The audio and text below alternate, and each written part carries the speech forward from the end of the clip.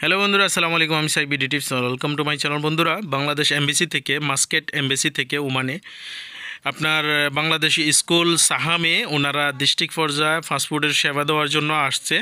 ফাস্টফুডের সেবা দিবে। মানুষ রাইতের 12টা থেকে সিরিয়াল ধরছে, সকাল 11টা পর্যন্ত। ওনারা 11টা বাজে গেটটা খুলছে। তাহলে এতগুলা মানুষ, এতগুলা প্রবাসীকে এত কষ্ট দিয়েছে, ওনারা কোনো গুরুত্বই নেই। ওরা 7টা বাজে খোলার কথা, ওরা 11টা বাজে গেট খুলছে। এত কষ্ট, আমি নিজে ছিলাম ওইখানে, এত কষ্ট হয়েছে।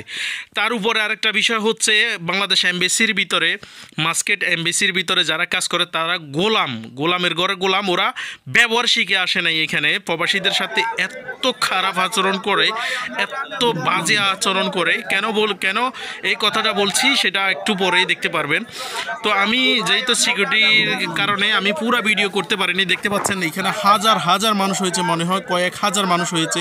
তো আপনারা বুঝতে পারছেন যে মাস্কেট এমবিসিতে বসে ওরা কি কাজ করতেছে। যদি ঠিকমতো কাজ করতো তাহলে এখানে এত হাজার হাজার মানুষ আসতো না।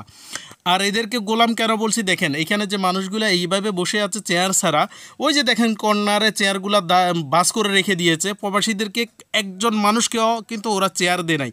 যখন পিছনে সিরিয়াল ধরে দাঁড়াইছে, ওরা বলতেছে এই বেটা বয় বয় বয়, এইভাবে দাঁড়ায় সুস্কে, এইভাবে ঠিকভাবে আচরণটা করছে আমার সামনে এইভাবে আচরণটা করছে। তো ওরা ভাষা শিখে আসে নাই। আমি বাংলাদেশ সরকারের দৃষ্টি আকর্ষণ করছি, যারা মাস্কেট এমবিসিতে যারা চাকরি করে ওদেরকে ভাষাটা শেখানোর জন্য, ভাষা কীভাবে করতে হয়। এই প্রবাসীদের সাথে এইভাবে দুর্ব্যবহার করছে। আমি পিছনে দাঁড়াইছিলাম, আমি জাস্ট ছবি উঠাইতে পারছি, ভিডিও করতে দেয় না। ঠিক আছে, ভিডিও কিছু করতে দেয় না। ওরা এখানে ছবি উঠায়, ফিঙ্গার নেয়, আই টেস্ট নেয়।